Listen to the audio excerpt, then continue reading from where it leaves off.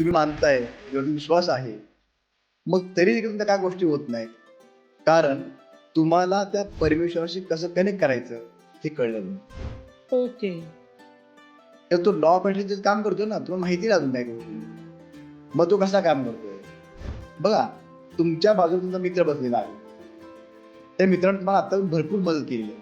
हो. तुम्हाला काही शाळेची पुस्तकं त्याची दिली असतील, तुम्हाला काही मदत केली असेल, तुमच्या बर्थडेला काही गिफ्ट आणलं असेल, काही दिलं आणि तुम्ही म्हणला की माझा मित्र काही मला काम नाही करत, मदत नाही करत, असं म्हटलं, तर मित्र तुमच्यापाशी राहील का? नाही. ज्या पैशाने तुम्हाला आतापर्यंत एवढी मदत केली, तो पैसा तुमच्या बाजूला बसलेला आहे. हो, समजलं. तर ह्याच्या बाबतीत मला हा प्रश्न पडतोय आता, जर कुणाला एक्स जर ब्रेकअप झाला असेल कोणाचं, तर त्याला एक्स जर परत पाहिजे असेल तर ते कसं मॅनिफेस्ट करता येईल?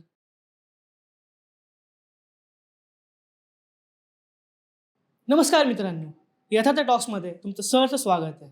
मी घेऊन आलो आजचा नवीन पॉडकास्ट. आजचा हा पॉडकास्ट आपण लॉ ऑफ अट्रॅक्शनवर बोलणार आहोत. लॉ ऑफ अट्रॅक्शनने आपण जॉब, हेल्थ, करिअर कसं आपण अट्रॅक्ट करू शकतो हे सगळं आपण जाणून घेऊया आजच्या या पॉडकास्टमध्ये. इंट्रोड्युसिंग राजेंद्र कुलकर्णी. नमस्कार सर. नमस्कार सर.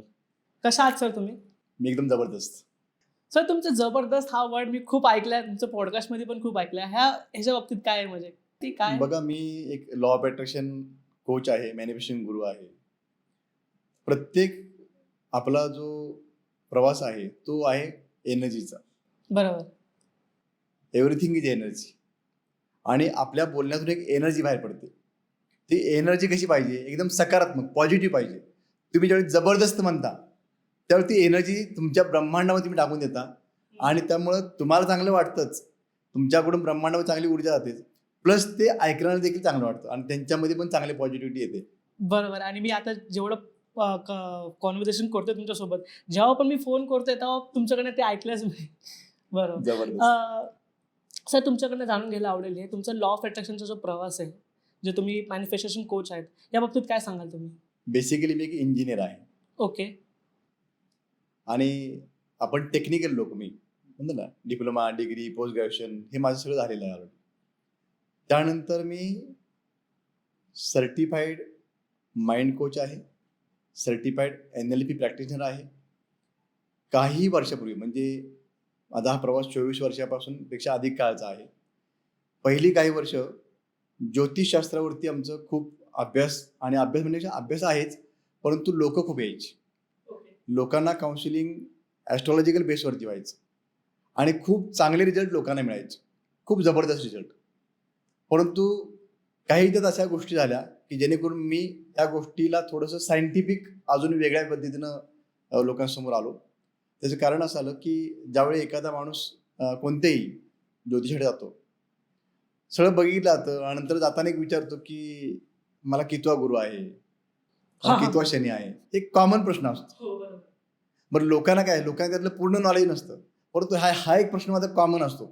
मग समजा ते कोणतेही जे गुरुजी आहेत किंवा ते जे ज्योतिषशास्त्र संबंधी अभ्यास करणारी व्यक्ती आहे, त्यांनी जर सांगितलं की तुम्हाला 8वा गुरु आहे, 12वा शनी आहे, तर जाताना माणूस तेवढंच घेऊन जातो की माझा 8वा गुरु असल्यामुळे माझं काम होत नाही, माझं 12वा शनी म्हणून माझं काम होत नाही. आणि मी बघायचो की लोक हे विचारतायत आणि आपण सहज बोलतोय, पण ते सहज बोलल्यानंतर त्यांच्यामध्ये काही ती प्रक्रिया होते आणि ती प्रक्रिया खूप वेगळी आहे, नकारात्मक होते. कारण तो माणूस आपल्याकडून जाताना जर म्हटला की बा मला 8वा गुरु असल्यामुळे माझं काम होत नाही, मग त्याचा तो मनातून एक विचार टाकतोय सारखं की माझं काम होत नाही. आणि दुसरी गोष्ट, त्याला ब्लेम करायला एक साधन मिळालेलं आहे. हो, बरोबर. कुठली गोष्ट झाली तो काय म्हणतो, ते गुरुमुळे झालं नाही, त्या शनीमुळे झालं नाही.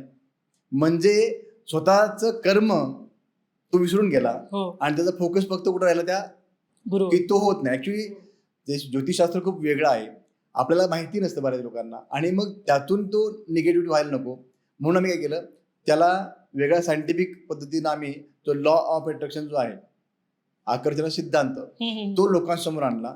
तुमचं माइंड कसं काम करतं हे आम्ही शिकायला लागलो आणि याची सुरुवात आम्ही मुलांच्यापासून केली. मुलांच्यापासून म्हणजे मुलांना मार्क कसे मिळाले पाहिजे, अगदी 60% मुलगा 90-95% कसा जाऊ शकतो का, याकरता काय केलं पाहिजे, याकरता काउन्सिलिंग चालू केले, याकरता कोचिंग चालू केले. पालकांच्या करता केले, कारण पालक आणि मुलांच्या करता कसं बघतात माहिती नाही आपल्याला. मग त्यांच्यावरती प्रयोग केले, त्यांनी खूप चांगलं आम्हाला यश मिळालं. आणि मग असं करत करत करत ह्या प्रत्येक गोष्टीमध्ये आम्ही हा लॉ ऑफ अट्रॅक्शनचा म्हणजे आता पण असे कोणताही एरिया नाही आपला की ज्यामध्ये आम्ही काम नाही केलेलं. म्हणजे तुम्ही मला सांगाल की ह्या संबंधी तुमच्याकडे एखादा पेशंट आला होता का किंवा एखादा क्लायंट आला होता का, तर आमच्याकडे अशा प्रत्येक एरियामधले क्लायंट आमच्याकडे आले होते आणि त्यांची सक्सेस स्टोरी आमच्याकडे आहे. त्यामुळे आतापर्यंत प्रवास जो आहे तो मॅनिफेस्टिंग गुरुपर्यंतचा तो असा आहे. Okay, okay, okay. Interesting. Sir तुमच्या दृष्टिकोनाने लॉ ऑफ अट्रॅक्शन कुठल्या कुठल्या गोष्टीवर काम करतं? पहिलं मी हे सांगेन की लॉ ऑफ अट्रॅक्शन ज्यावेळी म्हणतो आपण, बघा काय होतं की साधारण 2006ला द सिक्रेट नावाची एक मूवी आली हो. आणि त्यानंतर पुस्तक आलं त्याचं. मग त्यानंतर ही टर्म जे लॉ ऑफ अट्रॅक्शन, मॅनिफेस्टेशन ह्या ज्या टर्म्स आहेत इंग्लिशमधल्या ह्या लोकांच्यापर्यंत पोहोचल्या. परंतु ह्याच्या अगोदर अनेक वर्ष आपल्या वेदापासून आपल्या संतांनी आपल्याला काय गोष्टी सांगितल्या आहेत, जसं मन करारे प्रसन्न सर्व सिद्धीची कारण. असं गौतम बुद्ध पण काय म्हणतात की तुम्ही जो विचार करता तसं तुम्ही म्हणता. हो. What you think you become. किंवा तुम्ही तुमचं जग निर्माण करता तुमच्या विचारामुळे. म्हणजे ह्या गोष्टी आपल्या वेदांपासून आलेल्या आहेत. आपल्या अनेक पहिल्या जे संत आहेत त्यांनी सांगितले आहेत. आता प्रत्येक जण काय करतोय की कोणत्या ना कोणत्या देवाला मानतोय, बरोबर. म्हणजे कोणत्या शक्तीला मानतोय. म्हणजे काही लोक म्हणतात आम्ही नास्तिक आहोत. मी म्हणतो ह्या जगात नास्तिक कोणच नसतो, कारण तो कोणाला ते मानतोच. तो अगदी देवाला मानणार नाही, तो कधी पांडुरंगाला, गणपतीला, दत्ताला नाही मानणार कदाचित, परंतु एका शक्तीला मानतोय तो, हो. त्या युनिव्हर्सल पॉवरला मानतोय. मग तो नास्तिक कसा काय? म्हणजे ह्या जगात असं काहीच नाही, ही शक्तीच नाही असं म्हणणारे लोक फार कमी असतील असं मला वाटतं. त्यामुळं लोकांचा काय प्रश्न असतो बघा की लोक प्रत्येक जण देवाला काहीतरी मागतोय. रोज देवाची पूजा करतो आपण, काहीतरी करतो, देवा मला हे दे, देवा मला ते दे. बरं ह्यातल्या बऱ्याचशा गोष्टी होतात पण बऱ्याचशा गोष्टी होत नाहीत. हो. मग मी असा विचारतो लोकांना की जर तुम्हाला देव तुम्ही मानताय, देवावरती विश्वास आहे, मग तरी देखील तुमच्या काय गोष्टी होत नाहीत, कारण तुम्हाला त्या परमेश्वराशी कसं कनेक्ट करायचं हे कळलेलं नाही. ओके. तर तो लॉ ऑफ अट्रॅक्शन काम करतोय ना, तुम्हाला माहिती नाही अजून काही गोष्टी. मग तो कसा काम करतोय बघा. आपण थोडंसं त्यामध्ये थोडंसं हे जर लोकांना समजलं की नाही, प्रत्येक जे लोक बघतायत हा पॉडकास्ट त्या सर्वांच्या करता हा जो टॉपिक आहे हा खूप इंटरेस्टिंग आणि खूप महत्वाचा आहे. हे जर सायन्स तुम्हाला कळालं की हे तुमचं आयुष्य खूप सुखकर होऊ शकतं असं मला वाटतं. बरोबर. कारण हा भाग खूप महत्वाचा आहे. आपण जेव्हा देवाशी काहीतरी बोलतो कधी फक्त पूजा करताना बोलतो का? नाही. बरोबर ना. आपण काहीतरी हार घालतोय, त्याला नैवेद्य देतोय, त्याला फक्त बोलतो का? तर नाही. आपण परमेश्वराशी 24 आवर्स बोलतोय, 24 तास बोलतोय. कारण आपल्या मनामध्ये 60,000 ते 80,000 विचार येतात. म्हणजे साधारणतः 70,000 विचार आपल्या मनामध्ये दररोज येत असतात. आणि तो परमेश्वर आपल्याला फक्त तथास्तु म्हणतोय. तो असं म्हणत नाही, ही नेव्हर डिनाईज एनिथिंग. तो तुम्हाला नाही म्हणणार की तुला मिळणार नाही असं नाही म्हणणार तो. मग काय होतंय की तो परमेश्वर तथास्तु म्हणतोय. मग तुम्ही समजा ज्यावेळी उभा राहताय की मला कार पाहिजे, मला घर पाहिजे, ह्या गोष्टी किती वेळ बोलतो आपण? 10 मिनिटं बोलतोय, 5 मिनिटं बोलतोय, जेव्हा पूजा चालली तेवढ्या पण बोलतोय. हो. बरोबर. बाकीच्या ज्या 23 तास, 90 मिनिटं किंवा 23.5 तास आपण काय बोलतोय? Complaint आपल्या करत असतो. मनातून काहीतरी आपण त्या परमेश्वराविषयी काय बोलतोय बघा. त्याची बोलताना की माझ्या जीवनात असं काय झालं, ती बाई अशी काय बोलली, मला अपयश काय आलं, उद्या काय होणार आहे, भविष्यामध्ये कसं आहे, माझी मुलं चांगली पुढे होतील का नाही. म्हणजे असे प्रश्न आहेत. ह्यातून काय बाहेर पडते? चिंता, काळजी, स्वतःबद्दलची गिल्ट, अपराधीपणा, मी असं काय केलं होतं, उद्याबद्दलची अशाश्वती, उद्या काय होईल माहिती नाही. मग ह्या सगळ्या ज्या ऊर्जा आहे ही नकारात्मक आहे. ओके. आपण ब्रह्मांडामध्ये जी ऊर्जा टाकतो त्या ऊर्जेला ते बोलणं आहे ना आपलं. मी समजा मराठीमधून देवाशी काहीतरी बोलतोय, तो तथास्तु म्हणतोय. हो. एखादा माणूस हिंदीमधून बोलला, तो पण देव त्याला बघतोय का ऐकतोय. एखादा माणूस स्पॅनिशमधनं बोलला, जर्मनमधनं बोलला, तर त्या प्रत्येक लँग्वेज त्याला कळते. मग प्रश्न येतो की ते देवाची लँग्वेज काय आहे. What is the language of universe. Okay. तर युनिव्हर्सची किंवा त्या देवाची लँग्वेज आहे व्हायब्रेशन्स. तुमच्यामधून बाहेर पडणारे व्हायब्रेशन्स हे तुमचं बोलणं आहे आणि ते त्याला कळतंय. आणि म्हणूनच एखादा मुका माणूस देखील परमेश्वर संवाद साधतो आणि त्याला फळ मिळतं. बरोबर. कारण काय की त्यातली व्हायब्रेशन कळाले. एखादं लहान बाळ जेव्हा जन्माला येतं ना, तर त्याला काय पाहिजे आईला बरोबर कळतं का ती व्हायब्रेशन तिला कळतात, कनेक्ट होतात. म्हणजे तुम्हाला काय पाहिजे हे देवाला कळत नाही का. पण देव काय म्हणतो, तथास्तु. मग आपण 24 आवर्स काय बोलतोय? नकारात्मक बोलतोय. आणि म्हणून आपल्या जीवनामध्ये आत्तापर्यंत ज्या काही गोष्टी मिळाल्या त्या बऱ्याचशा नकारात्मक पण आहेत का? त्याचं कारण ते आहे. बऱ्याचशा चांगल्या गोष्टी देखील झाल्या. याला पुढे घेऊन जाताना अजून एक थोडंसं उदाहरण देईन की आपण एखादं बीज लावतो कोणतंही. समजा आपण आंब्याची कोय लावली, म्हणजे आंब्याची बी लावलं तर काय होईल? आंब्याचं झाड तयार होईल आणि ऋतुकालाप्रमाणे त्याला फळं येतील. काही आंबे येतील. तुम्ही पेरूचं बी लावलं तर पेरूच्या झाडाला पेरू येतील. म्हणजे तुम्ही जे काय लावलं त्याला फळ तशा प्रकारची आली. बरं, फळ काय एक आलं का? नाही, मल्टिपल आली. हो, असंख्य आली, अगणित आली. मग तुम्ही जे ब्रह्मांडामध्ये काही बोलताय, एक विचार टाकताय. उदाहरणार्थ, मी आनंदी आहे. हो, एक विचार आहे. हे विचार ना, हा एक बीज आहे. विचारांचं एक बीज आहे. मी आनंदी आहे असं म्हणतो आतून, त्यावेळेला काय होतं की तो परमेश्वर तथास्तु म्हणतो. मग तुम्हाला बातमी मिळते की तुमच्या मित्राच्या मुलाला चांगले मार्क मिळाले. हो, मग तुम्हाला बातमी मिळते की कुणातरी शेजारच्या मुलीचं चांगलं नोकरीमध्ये प्रमोशन झालं. मग तुम्हाला बातमी मिळते तुमच्या नातेवाईकांचं काही चांगलं झालं. मग कारण तुमच्या घरातली एखादी गोष्ट चांगली होती की मुलानं गाडी आणली, कार वगैरे. म्हणजे तुम्ही आनंदी होण्याकरता ज्या गोष्टी व्हायला पाहिजे होत्या त्या सर्व गोष्टी तुमच्या एका बीजामुळे झाल्या. म्हणजे तुम्ही जे काय टाकलं ब्रह्मांडामध्ये ते ब्रह्मांड तुम्हाला मल्टिपल स्वरूपात दिलं. हा लॉ ऑफ अट्रॅक्शन. मग आता बऱ्याच लोकांना कळालं असेल की आतापर्यंत आपण काय बोलतोय. बरोबर. म्हणजे आता कळेल ना, एवढं तर कळालं ना की आतापर्यंत मी काही चुकीचं बोलत होतो, तर मला आता काय केलं, बदलायला लागेल. माझी वाक्य बदलायला लागतील. मला त्या परमेश्वराकडे मागताना नीट बोललं पाहिजे, चांगलं बोललं पाहिजे, सकारात्मक बोललं पाहिजे. बरोबर. ह्या जर गोष्टी झाल्या तर 100% प्रत्येकाच्या आयुष्यामध्ये हा बदल होणार आहे. मग आता जे मागताना तुम्ही जे जसं बोललं, तर समजा आता मेन मुद्दा जर एक माणसाला जर पाहिजे असेल तर पैसा लागतो.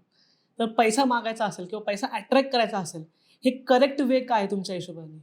बघा, आता एक पहिली गोष्ट कळाली की लॉ ऑफ अट्रॅक्शन म्हणजे काय. तुम्ही जे बोलताय, तुम्ही जे व्हायब्रेशन ब्रह्मांडावर टाकताय, नुसतं बोलताय नाही, व्हायब्रेशन टाकताय. कारण व्हायब्रेशनला खूप अर्थ आहे. मी एक उदाहरण देऊ शकतो की एखादा ईमेल आहे. हो, साधा ईमेल, म्हणजे आपण एकाला ईमेल पाठवला, फक्त हाय हॅलो केलं, रिगार्ड्स, तेवढं. त्या ईमेल लगेच जाईल. बरोबर. दुसरा एक ईमेल आहे की त्याला अटॅचमेंट केलेली आहे, एक व्हिडिओ लावला आहे, पीपीटी लावलेली आहे, काय ते केलेलं आहे. तो ईमेल जायला कदाचित वेळ लागेल. हो, कारण त्याला अटॅचमेंट आहे. पण पॉवरफुल कुठला आहे? सेकंड वन, बरोबर की नाही? कारण त्याला अटॅचमेंट आहे, त्यांची माहिती जास्ती आहे, त्यामुळे त्याचा परिणाम जास्त होणार आहे. सेम गोष्ट लॉ ऑफ अट्रॅक्शन. बऱ्याच लोकांना बऱ्याच लोकांना काय वाटतं की त्याचं नॉलेज पूर्ण नसतं आणि त्यांनी काय करतात की त्यांना वाटतं मी फक्त पॉझिटिव्ह बोललो की मला गाडी मिळते, मला पैसा मिळतंय, असं बोलल्यामुळे पैसा मिळणार आहे. तर हे अर्ध सत्य आहे. हे नुसतं हेच केल्यामुळं काम होत नाही. नाही तर काय होईल, प्रत्येक म्हणतो ना की मला म्हाडाची लॉटरी लागली पाहिजे, मला घर पाहिजे, घर मिळतंय. प्रत्येकाला नाही मिळणार ना. त्यांच्यामधून एक ऊर्जा बाहेर पडत असते. ती ऊर्जेला अटॅचमेंट आहे. कशाची? भावनांची, इमोशनची. ती इमोशनची अटॅचमेंट तुमचं काम करते. म्हणजे काय, तुमच्या अंतर्मनातून येणारी ऊर्जा ती काम करते. म्हणजे तुम्ही बरोबर किती बोलला की मला माझं चांगलं होतंय, मला पैसा मिळतोय, पण आतून एखादा एक विचार येतो, फ्रॅक्शन ऑफ सेकंड असते, तो म्हणतो की तू खोटं बोलतोस. हो, त्यामुळं तो आतून आला, त्याला अटॅचमेंट आहे ना भावनेची, तो एकदम तळमळीने बोलतो की नाही होणार ते काम. एखाद्या म्हणून पैसे द्यायला आपण काय म्हणतो, तेव्हा कसं टॅकल करायचं? हा सांगतो ना. एखाद्या म्हणून एखादे पैसे अडकलेले आहेत आणि ते आपण काय म्हणतात, ऐकलं नॉलेज, कोणी ते ऐकलं आणि म्हणलं की नाही, तो माणूस खूप चांगला आहे. पण आतून एक विचारतो ना, अरे तो नालायक माणूस आहे, तो कसा देणार पैसे? म्हणजे ही आतून आलेली आहे ना, ती स्ट्रॉंग आहे ना. हो, बरोबर. ती स्ट्रॉंग आहे ना, वरवळ बोललेले स्ट्रॉंग नाही ना. मग त्या करताय ना, ही एक प्रोसेस आहे. म्हणजे लॉ ऑफ अट्रॅक्शनची एक प्रोसेस आहे. आस्क, बिलीव्ह आणि रिसीव्ह. ओके. आस्क म्हणजे मागा, तुम्हाला काय पाहिजे, तुमची इच्छा व्यक्त करा. ती इच्छा व्यक्त करताना त्यामध्ये भरपूर अजून नॉलेज आहे, ती कशी व्यक्त करायची, काय करायची, थोडं सांगेन मी. बिलीव्ह म्हणजे ते विश्वास ठेवा त्या परमेश्वरावरती, त्या सिस्टीमवरती विश्वास ठेवा त्या परमेश्वराच्या. आणि रिसीव्ह म्हणजे ती कृतज्ञतेने स्वीकारा. कशी स्वीकारायची आहे ती माहिती नाही आपल्याला. बरोबर. बरं, ह्या सगळ्या गोष्टी कधी करायच्या तुम्हाला, तर तुम्हाला ती गोष्टी मिळायच्या अगोदर करायच्या. ओके. थोडंसं ते नॉलेज देतो म्हणजे लोकांना पण कळेल. हो, एक एक्झाम्पल द्वारे. हा, एखादी गोष्ट समजा तुम्हाला घर पाहिजे, बरोबर. बरोबर ना? घर पाहिजे. आता नुसतं घर पाहिजे म्हणून चालणार आहे का? नाही. मग आस्कमध्ये काय येतं, की तुम्हाला त्या घराबद्दलची पूर्ण इन्फॉर्मेशन तुमच्या इथे क्लिअर पाहिजे, बरोबर. की मला घर कसं पाहिजे, हम्म. कोणत्या एरियात पाहिजे, बरोबर की नाही? म्हणजे समजा मुंबईचं उदाहरण दिलं तर मुंबईमध्ये 3 लाईन आहेत, वेस्टर्न लाईन आहे, सेंट्रल लाईन आहे, हार्बर लाईन आहे. मला नक्की कुठं पाहिजे? स्पेसिफिकेशन मला पुण्यात पाहिजे तर पुण्यामध्ये नक्की मला कोणत्या साईडला पाहिजे? हेच प्रत्येक एरियामध्ये जिथं तुम्ही राहताय लोक, त्यांना कोणत्या एरियात घर पाहिजे पहिले सिलेक्ट झालं पाहिजे. दुसरी गोष्ट म्हणजे घर किती स्क्वेअर फूटचं पाहिजे, किती 1 BHK पाहिजे, 2 BHK पाहिजे का 3 BHK पाहिजे का पेंट हाऊस पाहिजे, तुम्हाला काय पाहिजे नक्की हे तुमचं पहिल्यांदा मेन्शन व्हायला पाहिजे, बरोबर ना? म्हणजे तुमचं काय आलं की एरिया सिलेक्ट झाला, बरोबर. मग ते घर किती BHK पाहिजे ते तुम्ही सांगितलं.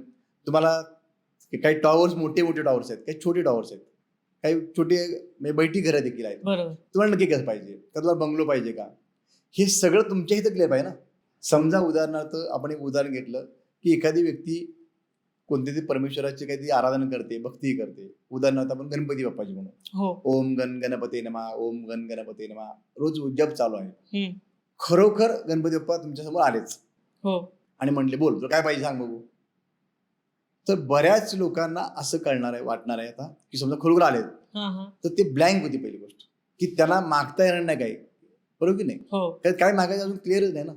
हा जास्तीत काय म्हणू शकतात की जेव्हा मला सुखी ठेव, हो. एवढं म्हणू शकतात. पण सुखाची, माझी सुखाची व्याख्या वेगळी असेल, तुमची व्याख्या वेगळी असेल, बाकीची व्याख्या वेगळी असेल. बरोबर. त्यामुळं मग तुम्ही आपण जेव्हा असं म्हणतो की मला नुसतं सुखी ठेव वगैरे म्हणतो, त्यावेळेस देव काय तुम्हाला तसंच तू म्हणत नाही का? म्हणतो. पण ते सुखाची व्याख्या इन जनरल जे काय बाय डिफॉल्ट प्रोग्राम आहे युनिव्हर्सचा, त्या पद्धतीने तुम्हाला मिळेल. आणि तुम्ही ज्या वेळेस स्पेसिफाय करता की देवा मला हे घर पाहिजे, मला हे मुलीचं लग्न व्हायला पाहिजे, मला हा जॉब मिळायला पाहिजे, ह्या गोष्टी जेव्हा आपण डिक्लेअर करतो आणि क्लॅरिटी असते इथं, त्यावेळी तो तसाच तू म्हणणारच आहे ना. बरोबर. तो असं काही म्हणत नाही की अरे तू 3 BHK काय मागितलंस, तर पगार नाही आता 2 वर्षांत बघूया, असं देव म्हणणार नाही ना. बरोबर. देवाला काही अशक्य नाही. असं म्हणतो ना, अशक्य ते शक्य करतील स्वामी. बरोबर. तो अखिल ब्रह्मांडाचा नायक आहे, त्याला काय अशक्य, पण त्याच्यापर्यंत पोहोचायला पाहिजे ना. तो कसा आहे, तो फक्त त्या मूर्तीमध्ये आहे का, तर नाही. तो व्हायब्रेशन रूपी प्रत्येक ठिकाणी आहे. तो आपल्या संतांनी सांगितलं ना, चराचरामध्ये परमेश्वर आहे. बरोबर. मग तो चर म्हणजे काय, सजीव वस्तू, अचर म्हणजे काय, निर्जीव वस्तू. त्या प्रत्येकामध्ये परमेश्वर आहे. ते प्रत्येक वस्तू तुमचं ऐकते. याची अनेक उदाहरणं माझ्याकडे आहेत. एक साधं उदाहरण घ्या. बऱ्याच लोकांचा पेन हरवतो. हो. हरवतो ना, की का हरवतो? कुठं लिहायला कोण मागून घेतो, तो तिथे विसरतो. कोणतरी असं म्हणतो ना, पोस्टात जातात, बँकेत जातात, कोणत्या ट्रेनमध्ये, बसमध्ये मागून घेतात आणि तो पेन तिथं हरवतो. हो. बऱ्याच लोकांचे पेन हरवतात, कारण त्या पेनाला त्यांनी ऊर्जा दिलेली असते. ऊर्जा कसली असते? ज्यावेळी पेन घ्यायला जातात खरेदी करायला, तर पेन घेतानाच मनातून विचारतो, मागचा पेन लवकर गेला होता, आता हा कधी जातोय काय माहित. बरोबर. म्हणजे पेन घेताना त्यांनी ऊर्जा टाकलेली आहे, हा कधी जातोय काय माहित. बरोबर. म्हणजे ती खरेदी करताना वस्तू तुम्ही ऊर्जा निगेटिव्ह केली, तो पेन राहण्याची शक्यता आहे का? नाही. त्याच्याऐवजी पेन तुम्ही असा घ्या बघा. त्यामुळे लोक काय करतात, पेन जातोय म्हणलं की पेन 5 रुपयाचा पेन घेतात, यूज अँड थ्रोवाला. 10 रुपयाचा पेन घेणार का? जातो ना माझा पेन. पेन घेताना त्या पेनाला पण प्रेम द्या, त्या प्रेमाला ऊर्जा, पेनाला पण ऊर्जा द्या.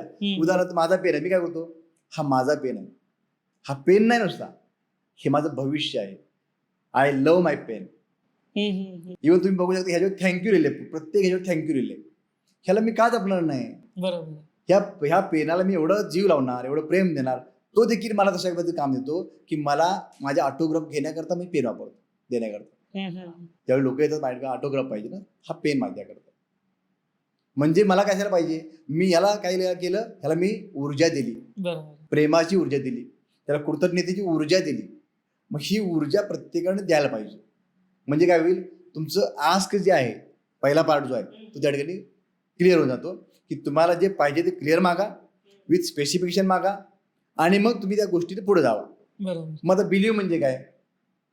बिलीव्ह म्हणजे विश्वास करा की मी जेव्हा ब्रह्मांडाकडे काहीतरी मागतोय, तर मागतोय म्हणल्यानंतर काय पाहिजे, मग तुम्ही मागताय कुणाला?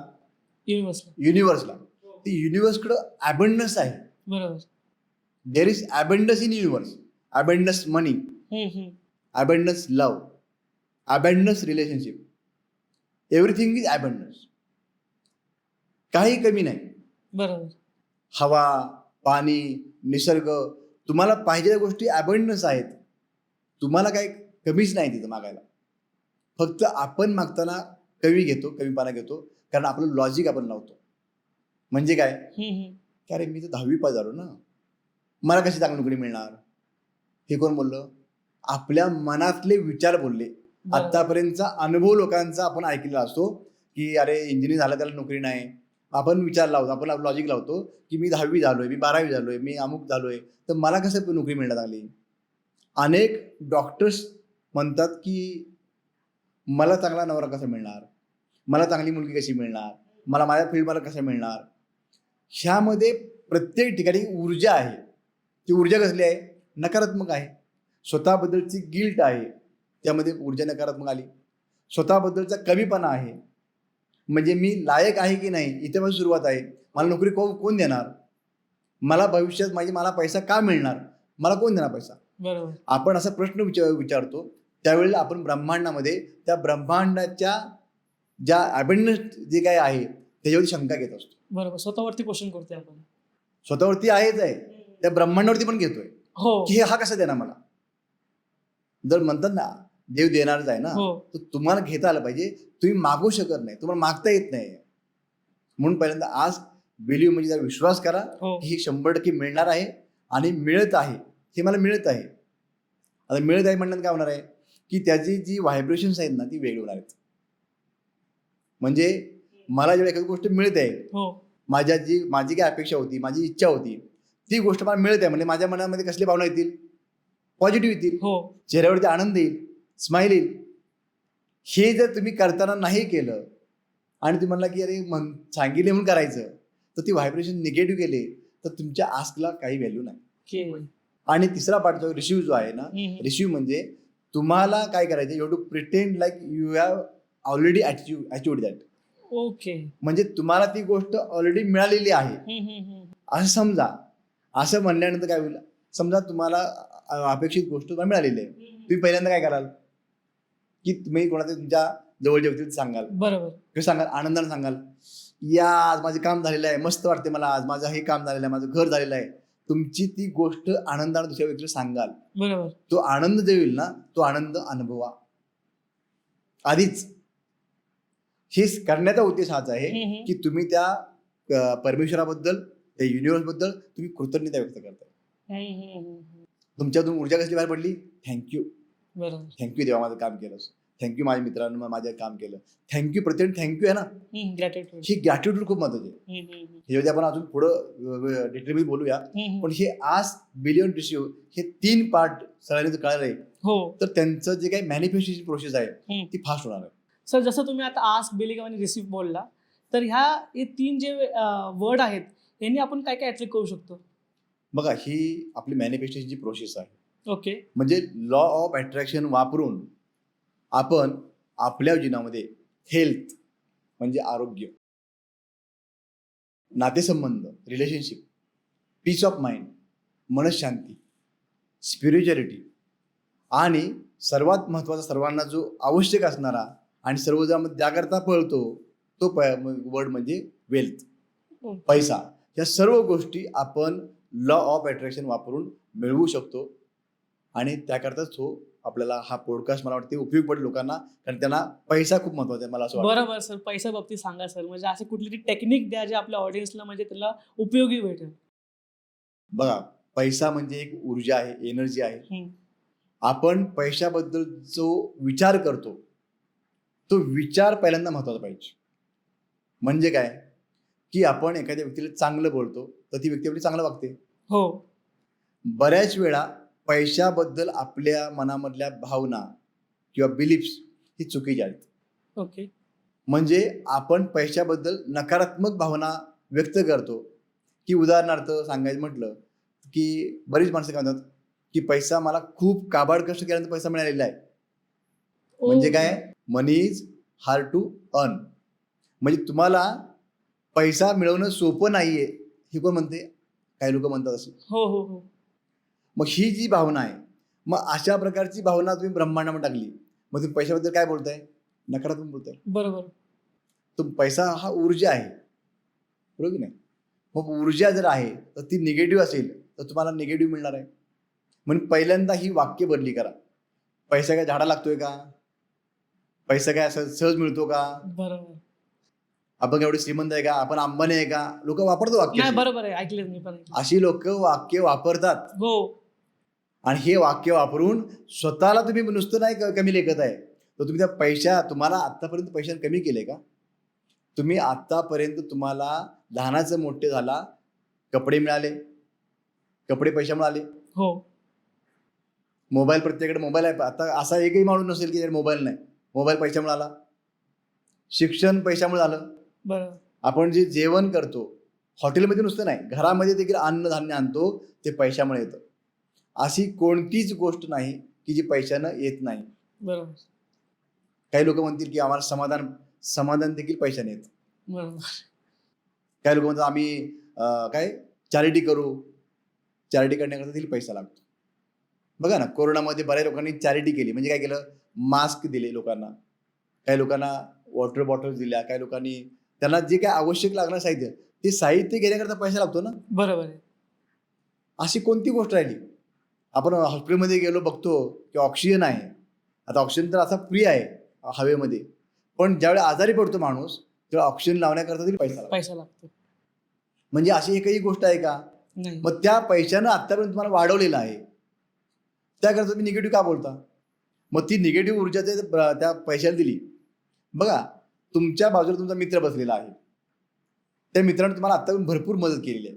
हो. तुम्हाला काही शाळेची पुस्तकं त्याची दिली असतील, तुम्हाला काही मदत केली असेल, तुमच्या बर्थडेला काही गिफ्ट आणलं असेल, काही दिलं, आणि तुम्ही म्हणला की माझा मित्र काही मला काम नाही करत, मदत नाही करत, असं म्हटलं, तो मित्र तुमच्यापाशी राहील का? नाही. ज्या पैशाने तुम्हाला आतापर्यंत एवढी मदत केली, तो पैसा तुमच्या बाजूला बसलेला आहे. हो, समजलं. तो ऐकतोय तुमचं बोलणं. तो म्हणतो की हा माणूस, मी एवढं काम केलं याच्याबद्दल, तरी हा माझ्याबद्दल कृतज्ञता व्यक्त करत नाही, उलट हा मला नावं ठेवतोय. बघा, प्रत्येक वेळी पैसा तुम्ही कमवलेला असला पाहिजे असं नाही. तुमच्या आईवडिलांनी तुम्हाला काहीतरी खर्च केला, तो पैसाच होता ना. हो. तुमच्या कंपनी तुम्हाला काहीतरी पगार देते, बरे तुमचा पैसा नव्हता, पण कंपनी तुम्हाला देते, पैसाच देते ना. हो. तुम्ही जे प्रत्येक गोष्ट खरेदी करता, भले तुमच्या मित्राने तुम्हाला गिफ्ट दिलं, पण त्याचा पैसाच गेला ना. बरोबर. मग ही प्रत्येक गोष्ट जर पैशानं गेली, मग त्या पैशाबद्दल तुम्ही निगेटिव्ह का बोलता? मग त्या पैशाबद्दल आपण निगेटिव्ह बोलून आपण त्या पैशाला दूर लोटतोय. ओके. पहिल्यांदा मी लोकांना सांगेन की आजपासून पैशाबद्दलचं तुमचं वाईट मत, तुझे बिलिफ्स हे बंद करा. तर चांगलं बोला ना. तो पैसा माझा मित्र आहे बोला ना. आपण मित्राला, मैत्रिणीला लव यू बोलतो की नाही? बरोबर. बोला ना, आय लव्ह यू मनी बोला. ह्या गोष्टी तुम्हाला त्या पैशाला एनर्जी द्यायची आहे. बरोबर. हे खूप महत्वाचं टेक्निक आहे. पैशाला एनर्जी द्या.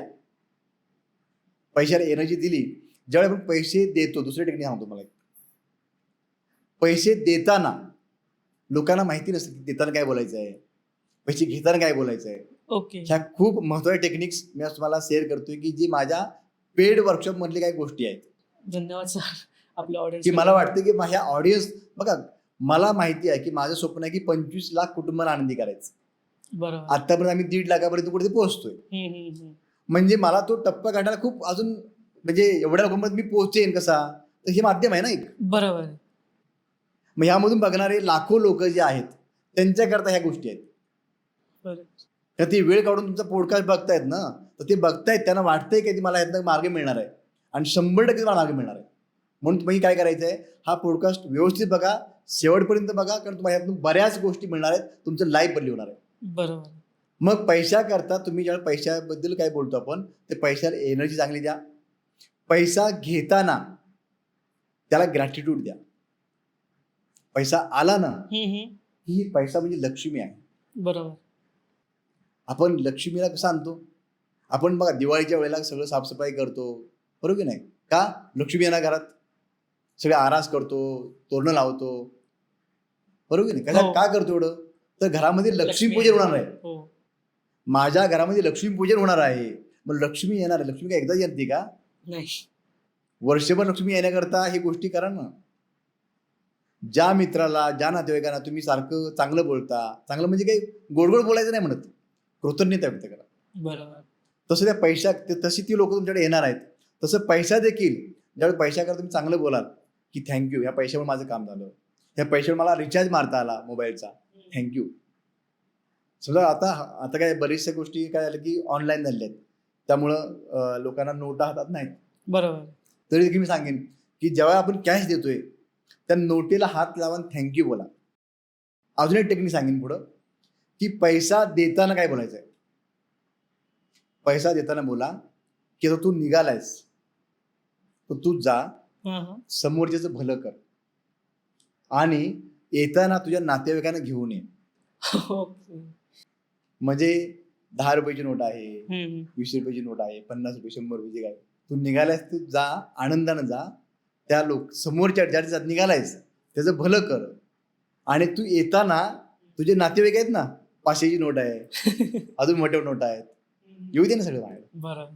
कारण मी तुझी प्रामाणिकपणे कृतज्ञता व्यक्त करतो. बघा चमत्कार. ही ऊर्जा ब्रह्मांडात गेल्याबरोबर, पैशाला एनर्जी मिळाल्याबरोबर पैसा यायचे मार्ग मोकळे होतात.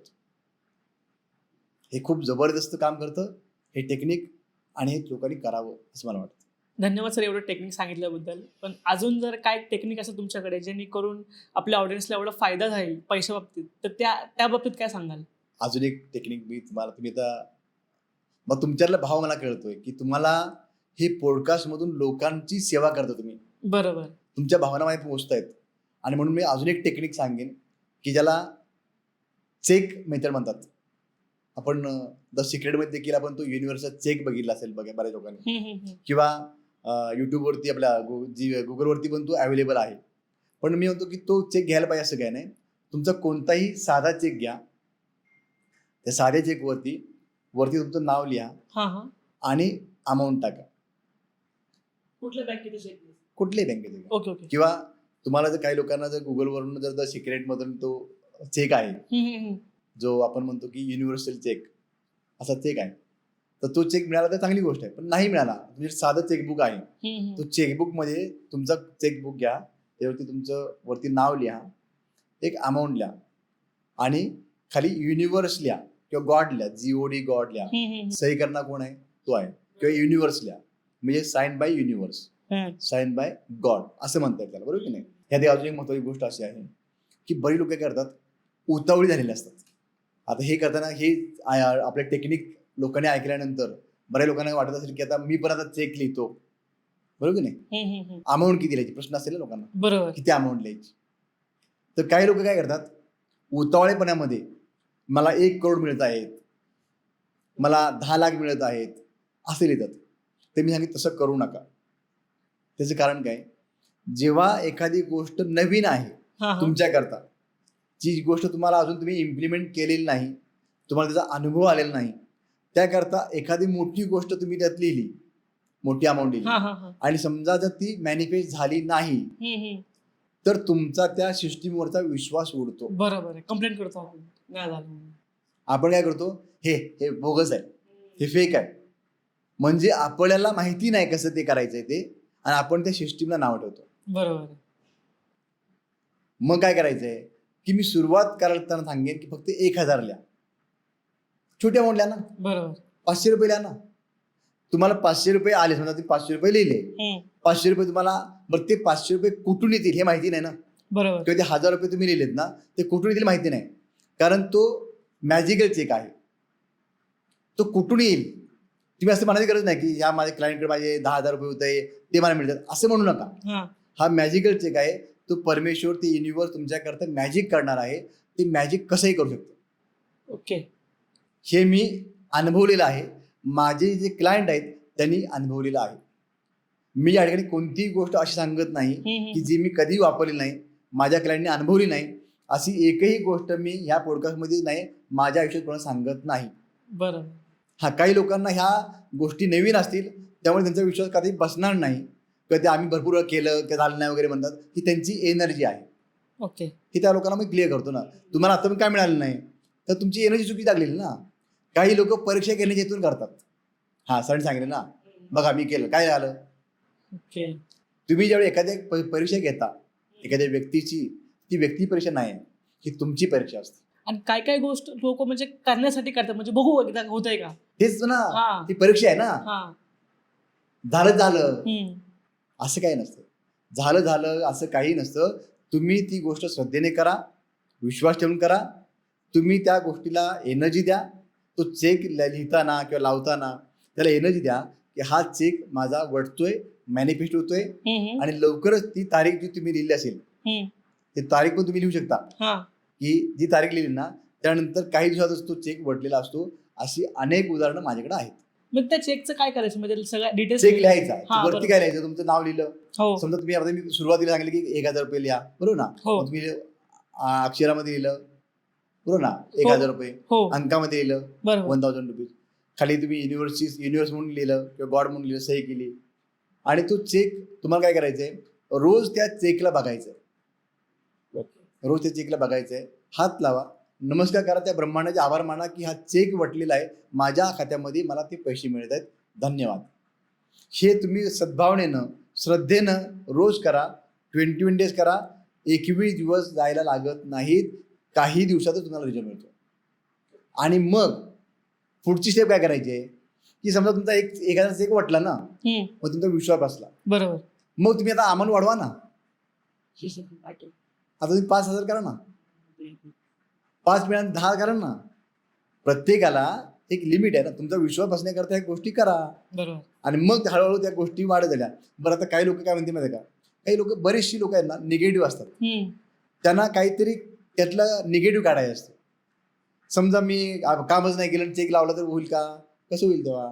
कारण पुन्हा निसर्गाचा नियम किंवा त्या लॉ ऑफ नियम आहे, बरोबर. माइंड, बॉडी, सोल हे 3 एकत्र येतील, त्यांची तिघांची एनर्जी एकत्र येईल, त्यावेळी तुमचं काम होणार आहे. म्हणजे काही लोक अशी बसले असतात की आता मी रोज चेक लिहून लावतो 1 लाखाचा 2 लाखाचा, बघू उठतोय का, तर नाही होणार तो. बरोबर. ऍक्शन पण त्याकरता माइंड म्हणजे मनामध्ये विचाराला तुम्ही त्याला आस्क मध्ये टाकलं, बरोबर मला काय काय पाहिजे, कसं पाहिजे, कधी पाहिजे, सगळं लिहा. बॉडी म्हणजे काय की बॉडीनं ऍक्शन घ्यायची आहे, इम्प्लिमेंट करायचं.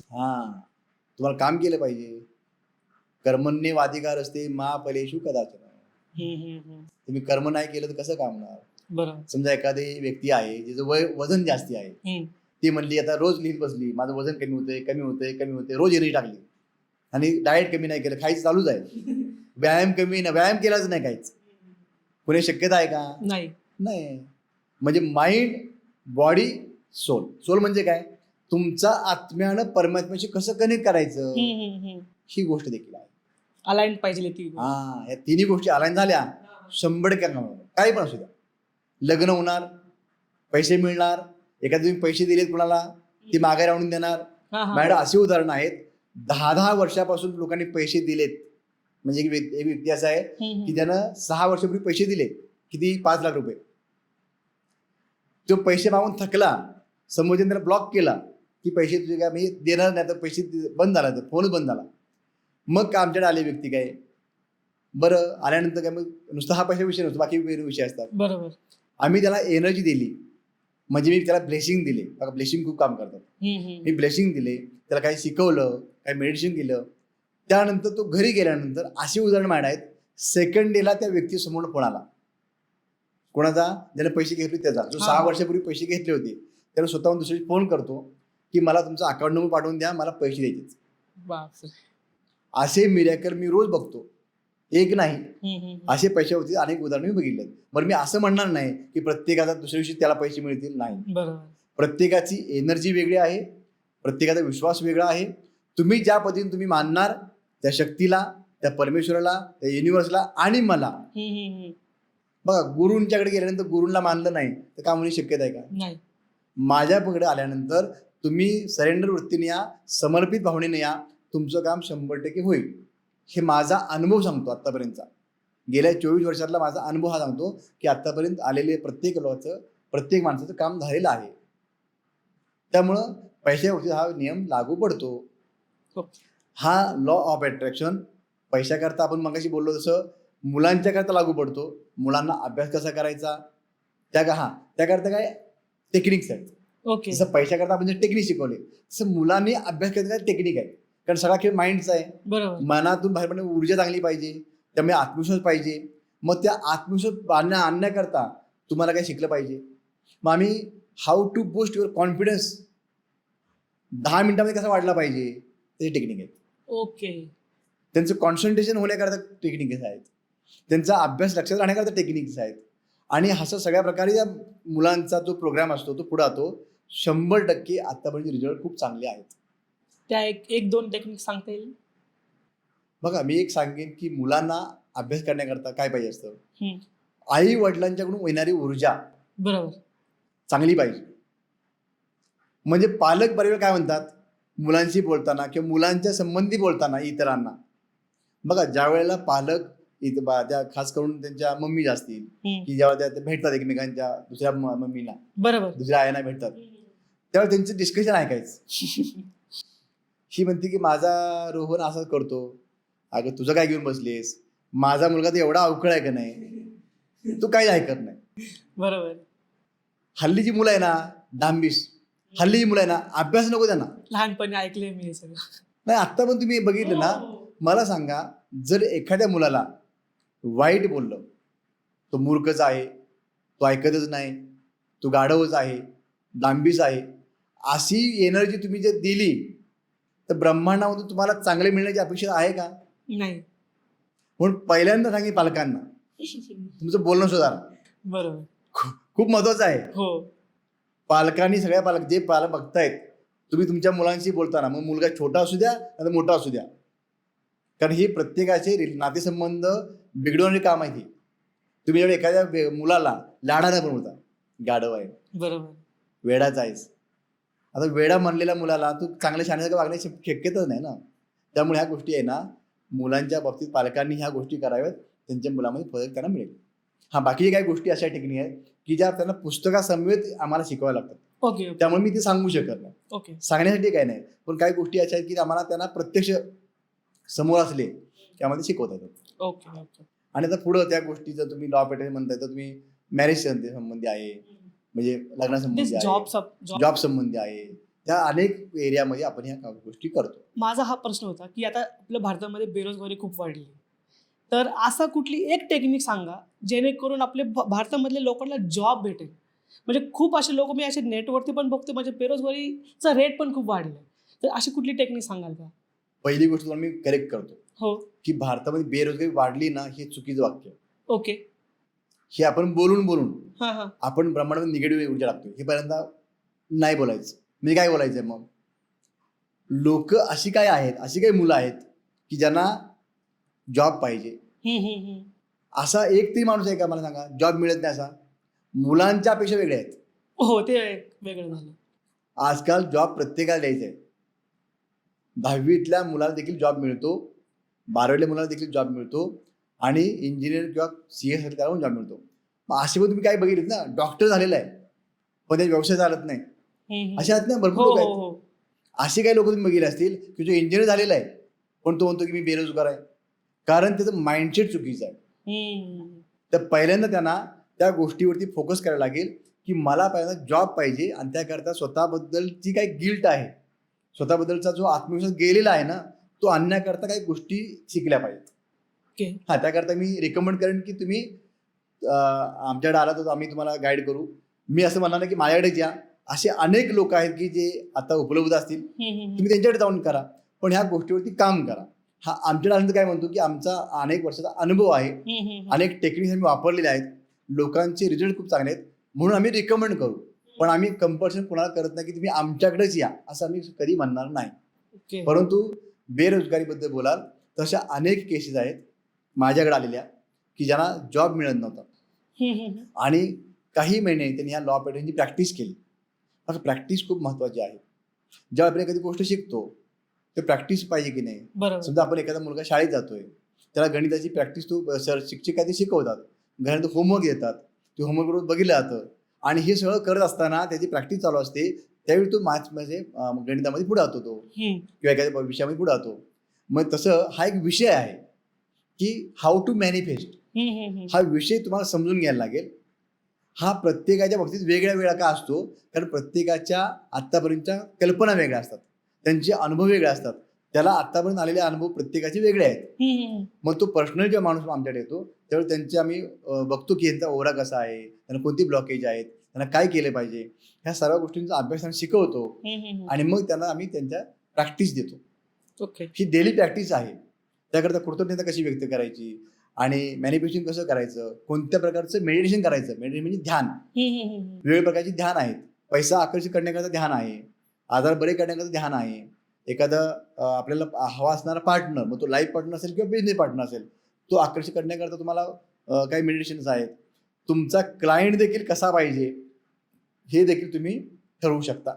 इथंपर्यंतचे एनर्जी तुम्ही ब्रह्मांडामध्ये टाकू शकता.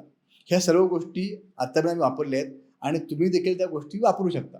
मग जॉब करता काय करू शकतो आपण, की मला कोणत्या क्षेत्रात जॉब पाहिजे. ओके. कारण आज मी असे अनेक लोक बघतो की ज्यांचे इंजिनियर आहे पण तो बँकेत काम करतोय, इंजिनियर आहे पण तो पोलीसमध्ये गेलेला आहे, डॉक्टर आहे पण तो ॲक्टिव्हमध्ये गेलेला आहे. अशी अनेक उदाहरणं आपल्या आजूबाजूला मिळतील ना. तुम्ही पहिल्यांदा ठरवा की तुम्हाला कोणत्या क्षेत्रात जायचं आहे.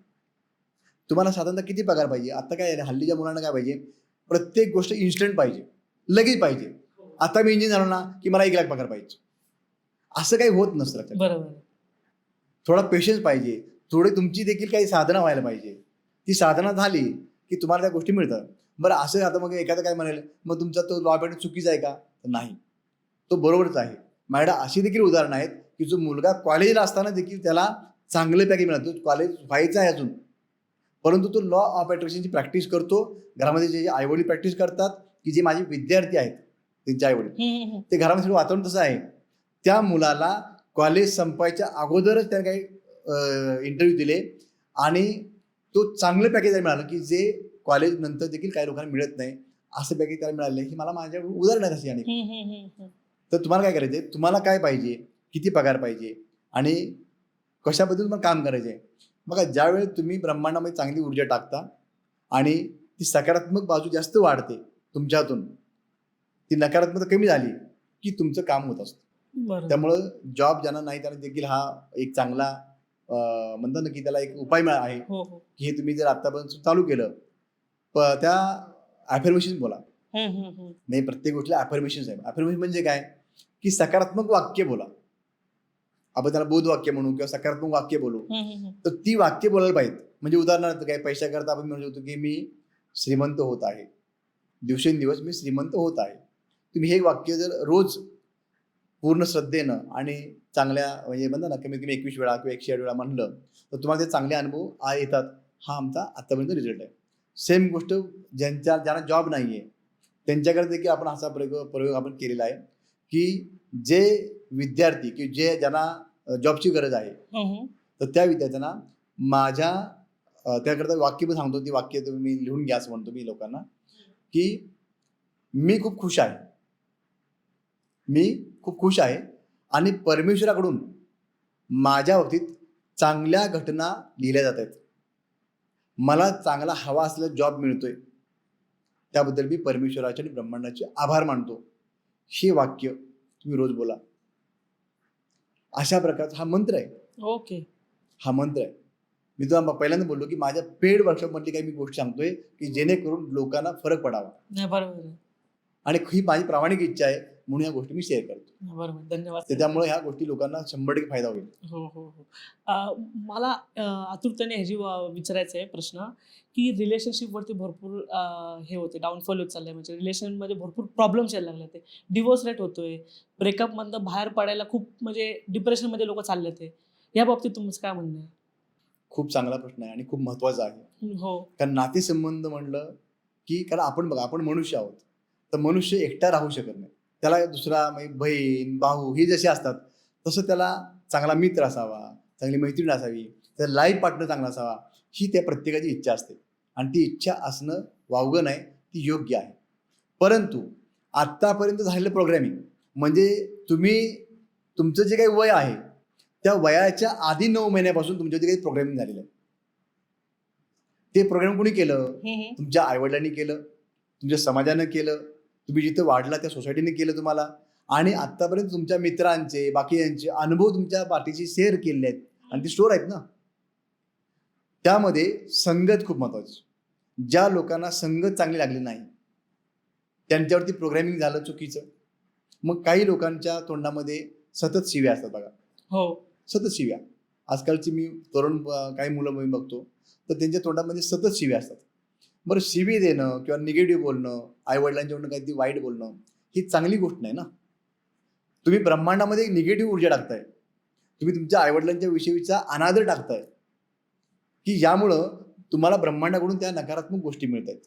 म्हणजे पहिली गोष्ट इथून आली. दुसरी गोष्ट म्हणजे तुम्हाला ह्या लोकांना म्हणजे सांगतोय मी की नातेसंबंध सुधारण्यासाठी तुम्हाला त्यांना प्रेम द्यायला पाहिजे. म्हणजे एखाद्याला समजा जर लाईफ पार्टनर आकर्षित करायचं आहे तर त्याकरता काय केलं पाहिजे, त्याकरता त्यांना घरातल्या मंडळींनी पहिल्यांदा प्रेम द्यायला पाहिजे. आता तुम्ही मला असं का, त्याला त्याचा भविष्य साथी पाहिजे ना, जीवन साथी ते पाहिजे. मग घरातल्या लोकांना प्रेम कशाला? कारण तो प्रेम कधी करणार दुसऱ्यावरती जर तो पहिल्यांदी गोष्ट स्वतःवरती प्रेम केलं पाहिजे. त्यानं त्याच्या आई वडिलावरती प्रेम केलं पाहिजे, त्या भावावरती बहिणीवरती. त्यानं जर जेवढं प्रेम करेल म्हणजे काय आलं, प्रेमाची ऊर्जा ब्रह्मांडात जाईल. ओके. बघा, विषय कुठला, ऊर्जेचा विषय आहे. बरोबर. तुम्ही जे काय करताय, जे वागताय त्यातून ऊर्जा कशी बाहेर पडते ते खूप महत्वाचं. ओके. मग त्या पद्धतीने ऊर्जा बाहेर पडली, घरामध्ये भांडणं सतत आहेत, आईवडिलांशी अनादर करतायत, तर अशा गोष्टीमध्ये त्या मुलांची लग्न उशिरा होतात किंवा झालीत लवकर तरी त्यांच्यामध्ये प्रॉब्लेम्स आपल्याला बघायला मिळतात. म्हणजे ज्या घरामध्ये सतत शिव्या चालू असतात, सतत कोणतरी घरात काहीतरी वाईट बोलतंय, त्या मुलांची जरी लग्न झाली तरी त्यांच्या घरातले तुम्ही बघितले तर तुम्ही जर ऑब्झर्व कराल, आता बऱ्याच लोकांना ते रिलेट करतील की अरे हां, असं उदाहरण मी बघतोय की यांच्या घरात पहिल्यापासून काहीतरी निगेटिव्ह होतं आणि आता सून आली ती पण तशी मिळाली किंवा त्या सुनेला पण कोण नीट बघत नाही, बरोबर की नाही. अशी अनेक उदाहरणं बघायला मिळतात. कारण त्यांचं स्वतःवरती प्रेम नाही आहे आणि त्यांचं त्यांच्या नातेवाईकांच्या की म्हणण्यापेक्षा त्यांच्या आईवडिलांच्यात प्रेम नाही. जी मुलं किंवा ज्या मुली त्यांच्या आईवडिलांना मान देत आहेत, सन्मान करतायत, आदर करतायत, त्यांना प्रेम देत आहेत, त्यांची लग्न लवकर होणार. ओके. किंवा झाली समजा काही वेळा होऊ शकते किंवा उशिरा होते काय, पण त्यांचा संसार सुखात होणार. कारण त्यांना प्रेम कसं द्यायचं ही माहिती आहे, ब्रह्मांडामध्ये ऊर्जा कशी टाकायची माहिती आहे. त्यामुळं ज्या लोकांना जे म्हणतात ना की ज्यांचं विवाह होण्याची इच्छा आहे त्यांच्याकडे ही खूप चांगली गोष्ट आहे की त्यांनी हे फॉलो करायला पाहिजे. सर, ह्या बाबतीत तुमच्याकडे काय उदाहरण आहेत का? नातेसंबंधामध्ये हो. नातेसंबंधामध्ये खूप उदाहरण आहेत. म्हणजे तुम्हाला अगदी एक उदाहरण, लेटेस्ट उदाहरण देईन की एक व्यक्ती माझ्याकडे आली की सर माझं लग्न होत नाही, की चांगली शिकलेली आहे पूर्ण, आणि ती म्हणते की माझं लग्न होत नाही आणि माझे आईवडील माझं लग्न ठरवत आहेत, मला त्या मुलाबरोबर बघायचंच नाही, मला मुलगा काय करतो ते, पण मला अशी वेळ आलेली आहे की मला आत्महत्या करावी वाटते. अरे बापरे, असं का? म्हणजे काय झालं? कारण त्या व्यक्तीमध्ये मला बोलण्यातून काही गोष्टी कळतात. मला फोन आला ना, मी सांगतो की मॅडम तुमचा हा प्रॉब्लेम आहे का. म्हणजे एक थोडासा विषय निघाला, एक मॅडमनी मला फोन केला की सर माझा असं काम आहे तुमच्याकडे येणं. मॅडम ठीक आहे, पण तुम्ही मान का धरलेली आहे. ते म्हणले मान, म्हटलं तुम्ही आता मानेला हात लावले आता, हे का, मग तुम्हाला कसं कळलं. मग तुमच्यातली ऊर्जा मला समजते, तुमचं काहीतरी मानेचा प्रॉब्लेम आहे, तुम्ही डोक्यामध्ये सारखे विचार चालू आहेत आणि तुमची मान दुखते काहीतरी असं. सो मी रडायला लागली, म्हणजे खरोखर माझी मान दुखते, तर मला असा प्रॉब्लेम आहे, माझ्या जीवनामध्ये असे प्रॉब्लेम चालले आहेत, लग्नाबद्दल चालू होतं. मी त्याला बोलवलं. म्हणजे हा एक विषय असतो, कारण समोर आले व्यक्ती त्यांना मी बऱ्याच गोष्टी विचारतो डायरेक्टली की अरे हा तुझ्यावरती असं का. काही लोक म्हणतात की माझी एक इच्छा आहे, मग मी त्यांना म्हणतो एक नाही, तुझी 3 इच्छा होत्या, तिसरी कुठे गेली, दुसरी कुठे गेली, हे मी डायरेक्टली सांगतो त्यांना, कारण मला त्या गोष्टी कळतात. त्या गोष्टी काही गोष्टींची गॉड गिफ्ट म्हणता येईल, बरोबर. काही गोष्टींची माझी साधना आहे ते म्हणता येईल, ह्या गोष्टी आहेत. मग आता तो विषय जो आहे, ती मुलगी म्हणली की सर माझा आत्महत्या करायला वाटतं वगैरे, तर पहिली गोष्ट मी त्या सांगतो कुणी, कारण असे बरेच फोन येतात की आय वॉन्ट टू क्विट, मला सुसाईड करायला वाटते वगैरे. तर मी त्याला सांगतो की तुम्ही मला फोन केला ना, तर पहिली गोष्ट तो विचार काढून टाका, कारण तुम्ही मला फोन केलाय ही तुमच्या आयुष्यातली मोठी गोष्ट आहे. कारण तुम्ही मला कनेक्ट करणं ही साधी गोष्ट नाहीच आहे म्हणतो मी. तुम्ही एका पॉझिटिव्ह एनर्जीला कनेक्ट करताय ना, त्यामुळे तुमच्या आयुष्यातल्या चांगल्या घटना सुरुवात झालेली आहे. ही सुरुवात आहे तुमची.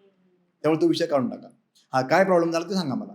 तर माझं म्हणजे मला मुलं आवडत नाहीत, मला जसा पाहिजे मुलगा मिळत नाही, आईवडील माझं लग्न लावून द्यायला लागलेत, मग तुम्हाला तो करायचा नाही किंवा नाही करायचा, मग कधी करणार लग्न? ते उद्या ठरवणार आहेत.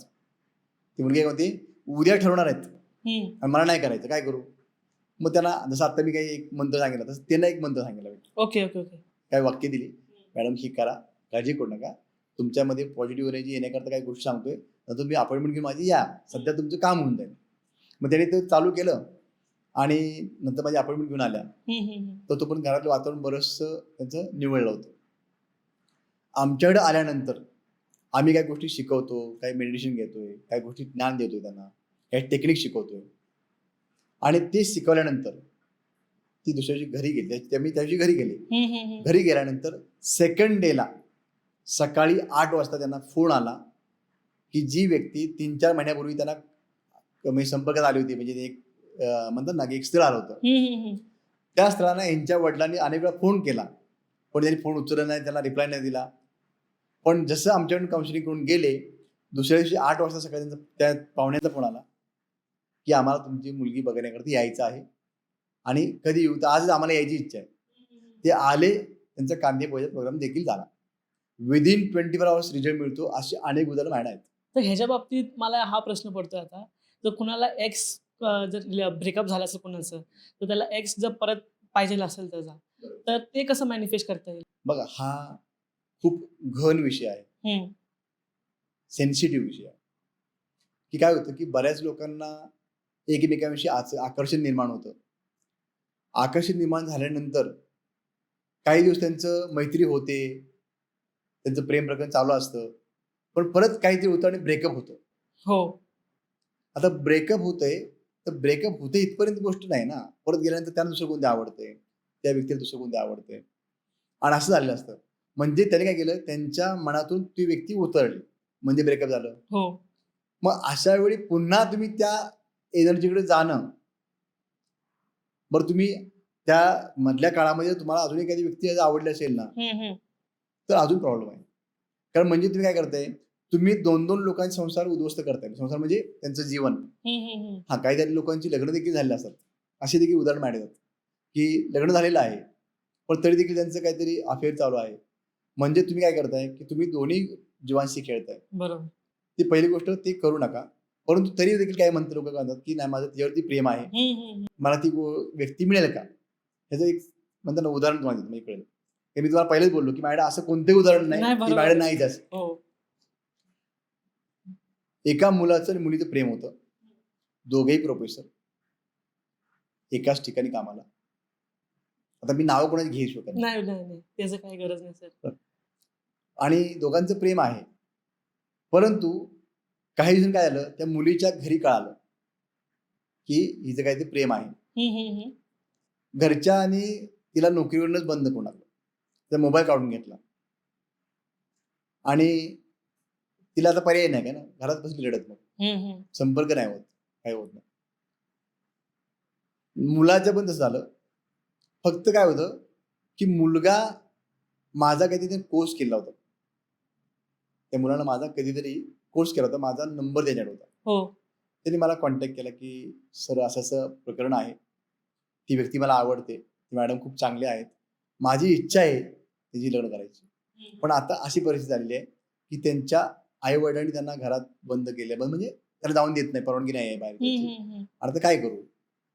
आता बऱ्याच वेळा काय होतं की बरेच ट्रेनरला नावं ठेवत नाही, पण ज्यांना नॉलेज थोडंसं कमी आहे, अशी काही मंडळी काय म्हणतात की तू त्या फोटो पुढे धर, मग तिला अट्रॅक्ट कर, मग ही मला मिळते म्हण. चुकीचं काम होणार. का चुकीचं काम होणार सांगतो. नुसतं लॉ ऑफ अट्रॅक्शन बघून होत झालं असताना तर प्रत्येकाने फोटो पुढे धरले असते आणि प्रत्येकाचे संसार उद्ध्वस्त झाले असते.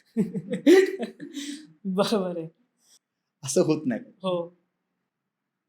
मग काय होतं की त्याला म्हणलं, त्या व्यक्तीला पहिल्यांदा मनातनं काढून टाक. म्हणलं सर तुम्ही असं काही उलटा म्हणता. कारण ज्यावेळी तुम्ही त्या व्यक्तीचा विचार करता, मनात विचार काय येतो? ती माझ्यापासून दूर गेलेली आहे, माझं नशिबातच नाही, अशा प्रकारे विचारणार ना. हो, ही चांगली एनर्जी आहे का निगेटिव्ह आहे? निगेटिव्ह मग निगेटिव्ह एनर्जी ब्रह्मांडात गेली, काय होणार आहे? निगेटिव्ह अट्रॅक्ट करणार. मग ती निगेटिव्ह जाण्याचा मार्ग बंद केला पाहिजे ना. हो, त्याला मी म्हणतो की reverse technique of law of attraction. तर त्याची डिटॅचमेंट झाली पाहिजे. म्हणजे काय की त्या व्यक्ती नसली माझ्या जीवनात ना, तरी माझं काही बिघडणार नाही. मी खुश आहे हा, तिच्याशिवाय. ओके. पहिलं वाक्य मागायचं आलं ना, मी खुश आहे. मागाचं वाक्य होतं ना, मी खुश आहे. मग मी खुश आहे म्हणल्यानंतर मग काय करायचंय? मग तुम्हाला काय करायचंय? तुम्ही तुम्ही ब्रह्मांडामध्ये टाकताय ना की मला, मग मी त्याला सांगितलंय की ती व्यक्तीला तुम्ही अट्रॅक्ट न करता त्या व्यक्तीच्या गुणांची व्यक्ती ओके, समजलं. अट्रॅक्ट करा. दुसरी व्यक्ती. नाही, मी म्हणतोय काय, दुसरी व्यक्ती बोलत नाही मी. नाही, मग काय म्हणण्याचं होतं? त्या व्यक्तीला काय तुला आवडलं? हा, लोकांना व्यक्ती आवडते म्हणजे काहीतरी आवडतं ना. बरोबर आहे. हा. हे डोळे चांगले आहेत, हम्म. ही समजून घेते, हे शिक्षण चांगलं आहे, तिचा पगार चांगला आहे. हो, लोकांना व्यक्ती नाही आवडत, त्यातले गुण आवडतात. बरोबर आहे. त्या गुणांची व्यक्ती अशी असलेली व्यक्ती माझ्या जीवनात येत आहे. Okay, attract. समजलं. मग ती कधी ती पण असेल. समजलं. ओके. आपण जेवढी एकच पाहिजे ना, हीच मला गाडी पाहिजे, ती गाडी दुसरीची आहे ना. गाडी दिसायची. बरोबर आहे, बरोबर आहे. तीच गाडी कशाला पाहिजे? तशी दुसरी पण मिळू शकते ना. बरोबर आहे. अशा खूप टेक्निक्स आहेत आणि ही पर्सन टू पर्सन व्हॅरी होतात. एकच नियम सर्वांना लागत नाही. माणूस समोर आला, मला समजतं याला काय पाहिजे, काय दिल्यानंतर काम होणार आहे, हे काम आहे. सर, आता शेवटचा प्रश्न घेऊया. मला हेल्थ बाबतीत जर आता एक मनुष्य आहे ज्याला पैसा लागतो, रिलेशनशिप चांगला लागते आणि हेल्थ. आता आपण पैसा आणि रिलेशनशिप वरती बोललोय. आता हेल्थ वरती मला सांगा प्लीज. हा पण देखील खूप महत्वाचा विषय, कारण हेल्थ असेल तर पुढेच आपली गाडी जाणार आहे. बरोबर. आपण जी स्वप्न बघतो, ध्येय आपण ठरवतो, ती ध्येय पूर्ती करणारा व्यक्ती कोण आहे? आपण आहोत. बरोबर. आपली गाडी बंद पडली तर ध्येय पूर्ती होणार नाही ना. स्वप्नच राहतील. तर हा खूप महत्वाचा विषय आहे की हेल्थ आपली चांगली असणं गरजेचं आहे. आणि हेल्थसाठी लॉ ऑफ अट्रॅक्शन कसा वापरायचा हे तुम्हाला थोडक्यात सांगतो. पहिली गोष्ट म्हणजे ही सगळ्यांनी समजून घ्या की 95% आजार ही सायकोसोमॅटिक आहेत.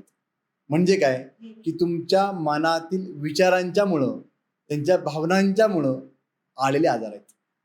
ओके. एखादी सतत नकारात्मक भावना मनात साठवून राहिल्यामुळं त्या आजारात जन्म होतो. म्हणजे काय, त्या आजारात जन्म कुठून झाला? तुमच्या भावनांच्यामधून, नकारात्मक भावनांच्यामधून. हो. एकदा का ती भावना तुमच्या शरीरात शिरली व्याधी म्हणून, तर तुम्हाला डॉक्टरकडे जाणं गरजेचं आहे, त्यांची औषध घेणं गरजेचं आहे. बरोबर. पहिल्यांदा मी क्लिअर करू शकणार. मग अशी काही लोक म्हणतील की समजा की काहीतरी माझा आजार आहे, तो डॉक्टर शिवाय बरा करा, तर सॉरी, तसं नाही. ते होणार नाही. कारण तो आजार तुमच्या शरीरात गेलेला आहे ना, तर तुम्हाला डॉक्टरांची ट्रीटमेंट घ्यावी लागेल. कारण डॉक्टर हा देवासारखा मानतो मी. कारण डॉक्टरांनी काम केल्यानंतर तुमच्या काय ट्रीटमेंट करतात, त्यावेळी तुमची ती शरीरात झालेली झीज भरून काढण्याकरता उपयोग पडतो. पण त्या औषधांच्या जोडीला ज्या गोष्टीमुळे तुमच्यामध्ये ती व्याधी निर्माण झालेली आहे, ती गोष्ट जर तुम्हाला कळाली, तर त्या गोष्टीवरती तुम्ही मानसिकरित्या काम करू शकता आणि ती व्याधी बरी होऊ शकते. ह्याचं एक उदाहरण तुम्हाला देतो, तुम्हाला लगेच कळेल. हो. 4 वर्षापासून ची ट्रीटमेंट चालू आहे. म्हणजे एका सायकॅट्रिकची ट्रीटमेंट चालू आहे एका व्यक्तीला. एक खूप मोठे ऑफिसर आहे, त्यांच्या पत्नीला 4 वर्ष गोळ्या खाल्ल्या, फरक पडत नाही. रोज गोळी खाल्ली की सकाळी 11 वाजताच ती स्त्री उठते. त्यामुळे साहेबांना 4 वर्ष डबा नाही. 4 वर्ष लहान मुलं तिची आहेत, 4 वर्ष मुलांना बघण्याकरता आई त्यांना प्रॉपर मिळणं झाली, कारण ती झोपलेली आहे ना बऱ्याच वेळेला. कारण त्या बऱ्याचशा गोळ्या बघा, सायकॅट्रिकच्या ज्या गोळ्या असतात ना, बऱ्याचशा झोप येते. बरोबर. तुमचा मेंदू थोडा बधीर होतो, जेणेकरून तुमच्या मनामध्ये विचार जास्त येत नाहीत. त्यामुळं ती ट्रीटमेंट काही चुकीची आहे असं नाही काय, परंतु त्या जोडीला अजून काही गोष्टी करणं गरजेचं आहे. मग ते ज्या वेळेला माझ्याकडे आले, त्यांची थोडीशी तुम्हाला स्टोरी सांगतो, मी कळेल. की कशामध्ये आम्ही ट्रीट करतो. माझ्याकडे ती दोघं जण आल्यानंतर मला असे साहेब म्हणाले, की "सर, माझ्या पत्नीला गेल्या 4 वर्षापासून ही सायकॅट्रीची ट्रीटमेंट चालू आहे. तुमच्याकडे काही फरक पडेल का?" पहिला प्रश्न माझा असतो, "तुम्हाला कुणी रेफर केलं?" ते म्हणले, "माझ्या कोणीतरी जवळच्या नातेवाईकाने मला तुमचं नाव सांगितलेलं आहे. तुमचा त्याच्यात विश्वास आहे का?" म्हटलं, "आहे." "मग पहिलं काम तुमचं झालेलं आहे. दुसरं काम हे करायचं की तुम्हाला माझ्यावरती विश्वास ठेवावा लागेल. कारण विश्वास नाही ठेवला तर काम नाही होणार ना." बरोबर. दुसरी गोष्ट अशी आहे की तुम्ही मोठे साहेब आहात. तर मॅडम तुम्हाला मागे बोललो असं अनेक डॉक्टर्स येतात, अनेक पोलीस कमिशनर, पोलीस या वरच्या लेवलचे लोक येतात, अनेक IAS देखील येतात. कारण काय होतं की त्या लोकांना जे काही प्रश्न पडलेत ते कुणाकडे जाऊन सोडून चालणार नाही. बरोबर. त्यांच्यावरच्या काही मनातल्या भावना आहेत त्या माझ्यापर्यंत पोहोचतात, मी ऐकून घेतो आणि त्या कुणाकडेही शेअर करत नाही. हा माझं पहिला काम असतं. हे प्रत्येकच काम आहे, ते मी काही वेगळं करतो असं नाही काय, पण ते मी करतो. जे काउन्सिलर आहेत, जे डॉक्टर्स आहेत, ते प्रत्येकाची काही म्हणतात ना की त्यांचे काही सिक्रेट्स आहेत ते त्यांच्यापाशी ठेवतात. प्लस मी काय करतो अजून एक गोष्ट की त्यांना गायडन्स देतो प्रॉपरली. त्यामुळे अनेक लोक येतात, मॅडम रडतात वगैरे, "सर, माझा हा प्रॉब्लेम आहे." काही काळजी करू नका, तुमचं काम 100% होईल.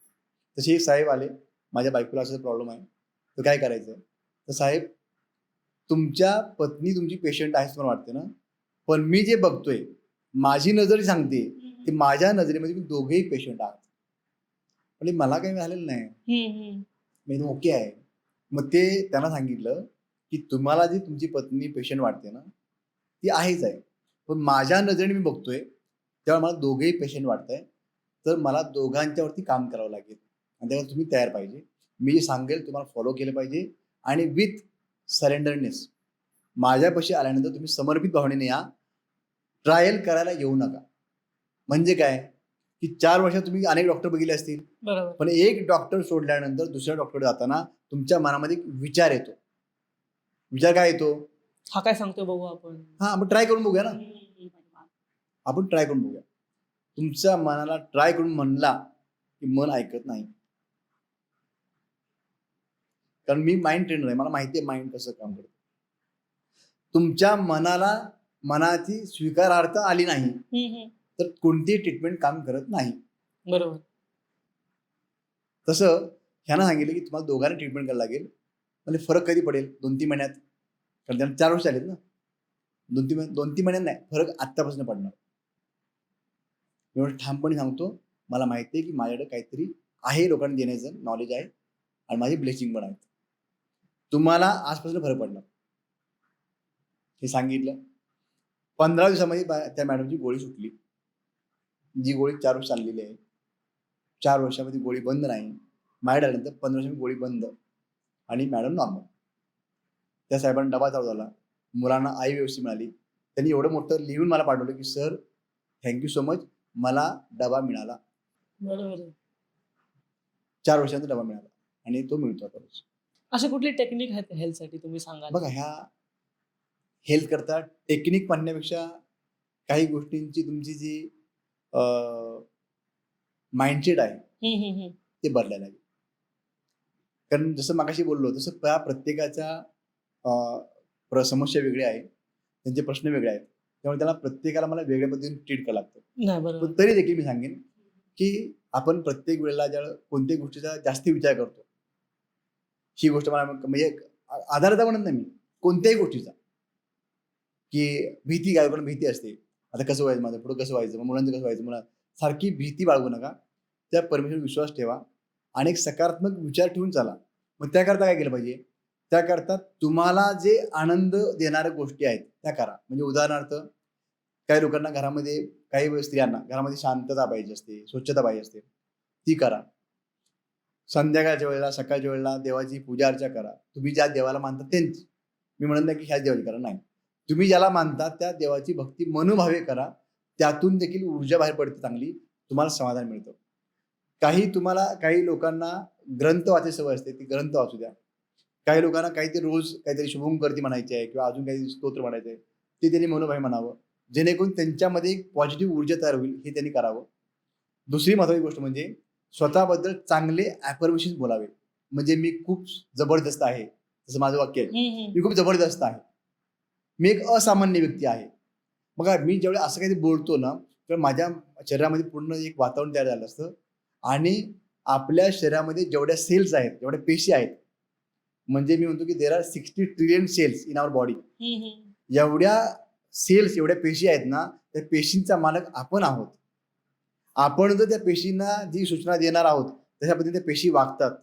मी तुम्हाला एकदम साधं उदाहरण दिलं ना, तुम्हाला जेव्हा सुट्टी घ्यायची असते ना बघा, कामावर जाणारे काही लोक असतात बघा, तेव्हा सुट्टी घेते काय म्हणतात, साहेबाला फोन करतात, साहेब आज खूप डोकं दुखते हो. असे ऍक्शन करतात, आतून त्याला असं भावना आणतात. ही गोष्ट त्यांनी 3-4 दिवसांत म्हणली ना, 100% त्याचं डोकं दुखतं. ओके. काय केलं तुम्ही, तुमच्या पेशींना एक मेसेज दिला की तुझं डोकं दुखतंय. म्हणजे काय आलं की तुमच्या पेशींचे स्वामी कोण आहे, तुम्ही आहात. त्या पेशींनी कसं वागायचं हे आपण ठरवतो. एखादी गोष्ट खाताना सतत शंका घेणे, हे चांगलं असेल का पाणी, हे खराब तर होणार नाही ना, पोट तर बिघडणार नाही ना, अशा प्रकारे शंका घेऊ नका. म्हणजे याचा अर्थ तुम्ही काळजी घेऊ नका असं नाही म्हणत मी. काळजी घ्या, पण त्याच्यात विश्वास ठेवा आणि पुढे चला. ज्यावेळी तुमच्या मनामध्ये सकारात्मकता असते, पॉझिटिव्हिटी असते, त्यावेळी तुमची कामं होत असतात. त्यामुळं आजारपण येण्याच्या अगोदर त्याची काळजी घ्या. तुमचं आरोग्य म्हणजे कुठलं मानसिक आरोग्य चांगलं ठेवा, स्वतःबद्दल काम करा, म्हणजे शारीरिक आरोग्य चांगलं ठेवा. ह्या देखील गोष्टी आम्ही लोकांना सांगत असतो. समजा माझ्या आल्यानंतर नुसतं लॉ ऑफ अट्रॅक्शन नाही, त्यांना हेल्थ कशी ठेवायला पाहिजे, त्याकरता काय केलं पाहिजे, तुम्हाला कोणतं ध्यान केलं पाहिजे, मेडिटेशन कोणतं केलं पाहिजे आणि कोणत्या कोणत्या गोष्टी तुम्हाला वापरायला पाहिजेत, रोज काही बोललं पाहिजे, स्वतःचा विजन बोर्ड कसा बनवायचा, गोल शेडिंग कसं करायचं, डायरी कशी बनवायची, हे सगळ्या गोष्टी आम्ही सांगतो आणि त्याचा आतापर्यंत लोकांना खूप चांगला त्याचा परिणाम आम्ही बघतोय. तर मी सांगेन की प्रत्येकानं ह्या गोष्टी वापराव्यात. धन्यवाद सर. तुम्ही एवढं मार्गदर्शन दिलं, एवढं टेक्निक्स दिल्या. तुम्ही जेवढे बोललात ते सगळं हृदयातनं बोलला, हे मी फील करू शकतो सर. धन्यवाद. थँक्यू. आणि जे ऑडियन्स आहेत, जे बघतायत या ठिकाणी हे पॉडकास्ट बघतायत, मला माहिती त्यांच्या मनामध्ये अनेक प्रश्न आहेत. कोणाची लग्न व्हायचे आहेत, कोणाला पैशासंबंधी काही प्रश्न आहेत, कोणा मुलांचे मार्क्स संबंधी किंवा मुलांच्या संबंधी प्रश्न आहेत. तर त्या प्रत्येकाला मी एक सांगेन की तुम्ही आमची कॉन्टॅक्ट करा. तुम्हाला एक गोष्ट सांगेन खास करून नका, की या पॉडकास्ट बघितल्यानंतर तुम्हाला माझ्याकडून ब्लेसिंग तुम्हाला मी देतोय. या पॉडकास्टमधून देखील तुम्हाला काही ब्लेसिंग मिळतील. आणि असे अनेक लोक आहेत की जे म्हणतात की तुमचा व्हिडिओ पाहिला आणि आमचं काहीतरी काम झालं, हे तुमचं पहिलं काम होईल. जर तुम्हाला आमच्या टीमशी किंवा माझ्याशी संपर्क करायचा असेल तर तुम्हाला एक 2 नंबर देतो, ते नंबर घ्या. 9930653355. दुसरा नंबर आहे 9167663355. हे 2 नंबर आहेत. या 2 नंबरवर तुम्ही संपर्क करा आणि तुमच्या सर्व समस्या जे काय असतील त्या समस्या तुम्ही आमच्यापर्यंत आणू शकता. तुमच्या जीवनामध्ये आजपासून चांगलं काय ते होणार आहे याची गॅरंटी तुम्हाला देतो. Lots of love, lots of blessing. Thank you. धन्यवाद ऑडियन्स. तुम्ही आतापर्यंत एवढा हा पॉडकास्ट बघताय त्यासाठी धन्यवाद. जर तुम्हाला हा पॉडकास्ट आवडला असेल तर प्लीज हा पॉडकास्ट शेअर करा, लाईक करा आणि असेच इनोव्हेटिव्ह पॉडकास्टसाठी यथार्थ टॉक्सला लाईक, शेअर आणि सबस्क्राईब करा. धन्यवाद.